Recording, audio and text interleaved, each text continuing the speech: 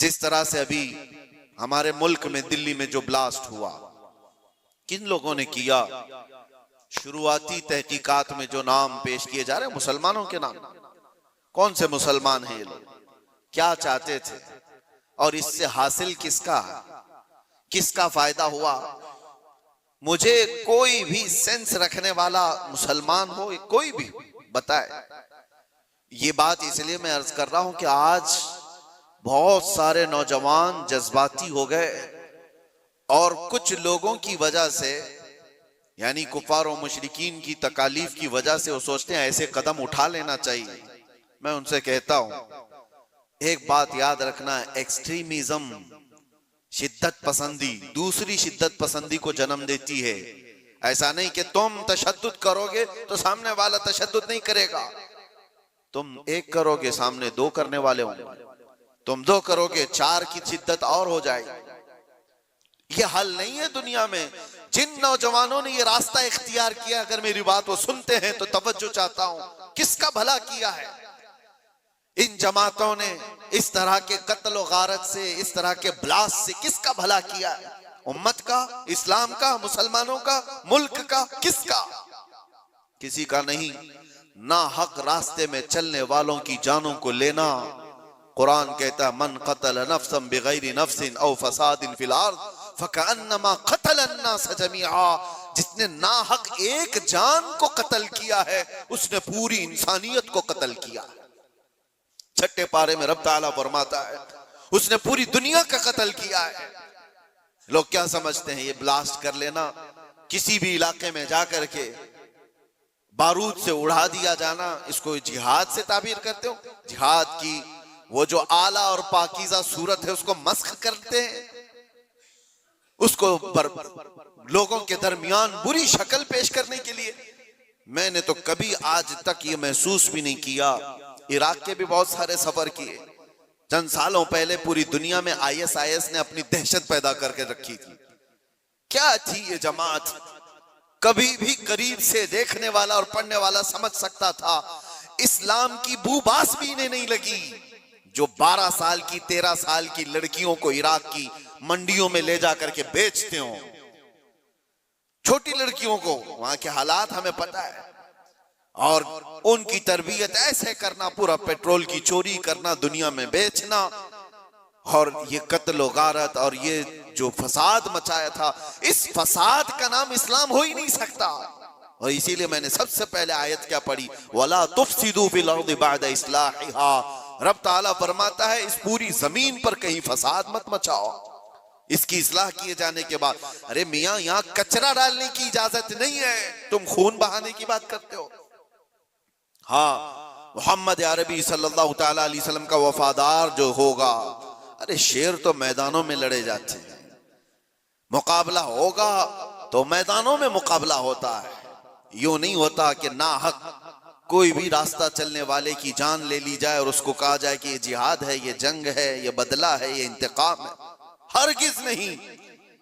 मैं सख्त मजम्मत करता हूं ऐसे तमाम गतिविधियों का। कोई भी नौजवान इस तरह की हरकतों में मुलव्विस होता है तो जानते हैं इसका नुकसान कितना लंबा होता है, कितना लंबा नुकसान होता है।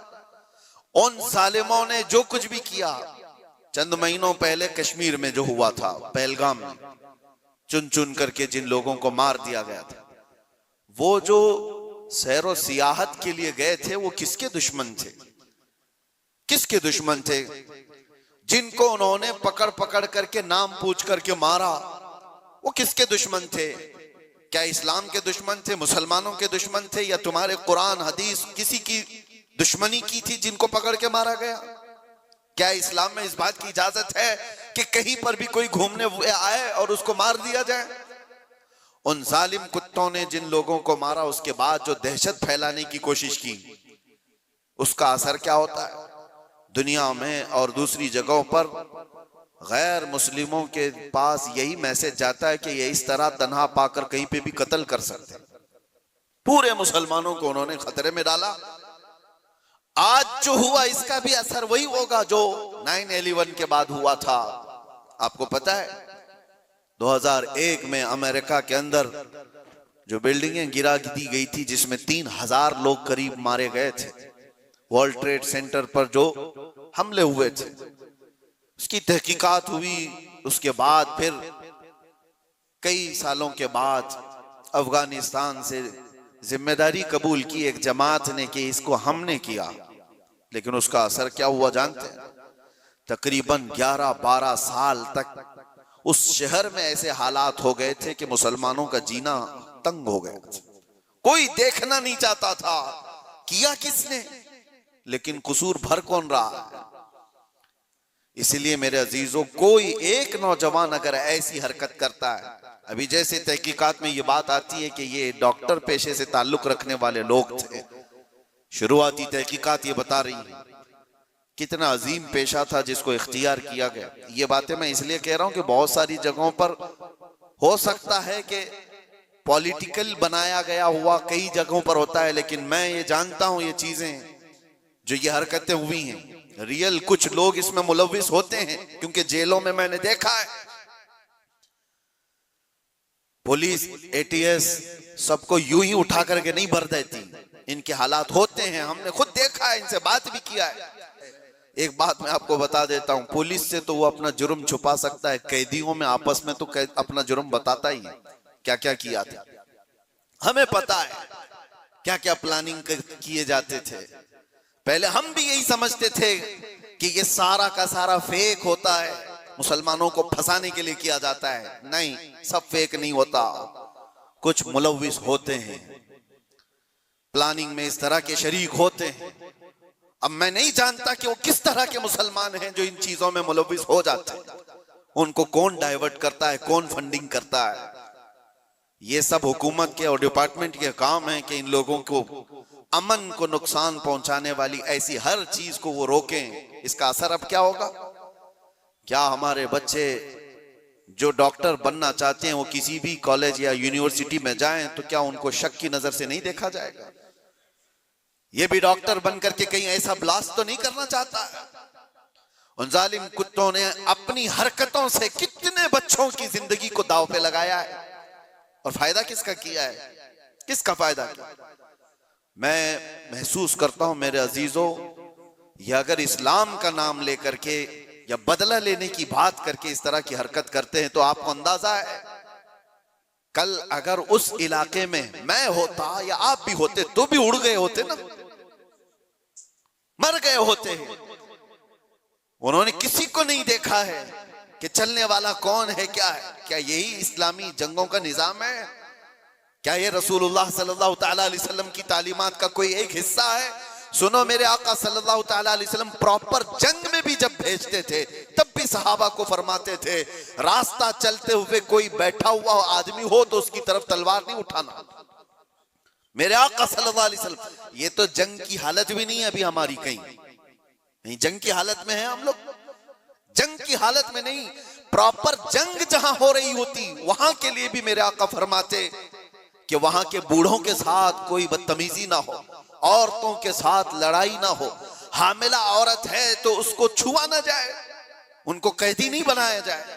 और ये तो छोड़े, नबी पाक सल्लल्लाहु अलैहि वसल्लम अपने सहाबा को जब भेजते तो ये भी तालीम देते कि जिस इलाके में जा रहे हो उनकी जो भी इबादत गाह है, इबादत गाह को तोड़ फोड़ नहीं करोगे, वहां के दरख्तों के पत्ते नहीं उखाड़ोगे, जो तुमको मारने की कोशिश किया उसके साथ तुम्हारी लड़ाई होगी।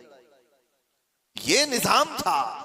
और यहां बैठे बैठे किसी को उड़ा देना, इस्लाम से कोई, मेरी इन बातों को कुछ लोगों तक मुझे पता है पहुंचती होंगी और वो शिद्दत पसंदी में कहते हैं कि शायद ये भी यहाँ की मसलहत पसंदी और हिकमत पसंदी के एतबार से बात कर रहे होंगे। हमको ये सारी मसलहत पसंदी की जरूरत भी नहीं, हम किसी की जी हुजूरी करने के लिए बात नहीं कर रहे हैं, हम बात इसलिए कर रहे हैं कि मेरे दीन पर जब कभी धब्बा लगने की सूरत आए तो हम चीख करके बोलेंगे, चाहे वो हमारे अंदर मौजूद कोई मुनाफिक हो उसको भी पकड़ करके हम बेनकाब करेंगे कि इसका ताल्लुक मेरे मुस्तफा की जात से हो ही नहीं सकता। इसलिए हमें बोलना जरूरी है, चाहे वो इस्लामी नाम से कोई मुल्क भी हो, पाकिस्तान, अफगानिस्तान, इराक, शाम, कहीं पर भी पनपने वाले, हम सबसे पहले टटोल करके देखेंगे तुम्हारे चेहरे को देखकर, तुम्हारी दाढ़ी को देखकर, तुम्हारे जुब्बे कुब्बे को देखकर, तुम्हारे निजाम हुकूमत को देखकर हम ये नहीं समझ लेंगे कि ये खलीफा आ गया है, ये इस्लाम का बोलबाला आ गया है। सबसे पहले हम टटोल करके देखेंगे कि इसकी सीरत सिद्दीक़ अकबर से मिलती है या नहीं, फारूक आजम से मिलती है या नहीं, उस्मान और अली से मिलती है या नहीं, इसकी तालीमात में मेरे मुस्तफा का इश्क झलकता है या नहीं। अगर नहीं झलकता हम अपनी ठोकर पर उसको रखते हैं, चाहे वो कितनी ऊंची पगड़ी पहनता हो। हाँ, अगर मेरे मुस्तफा का वफादार है तो किसान का बच्चा भी हो तो हमारे सर का ताज।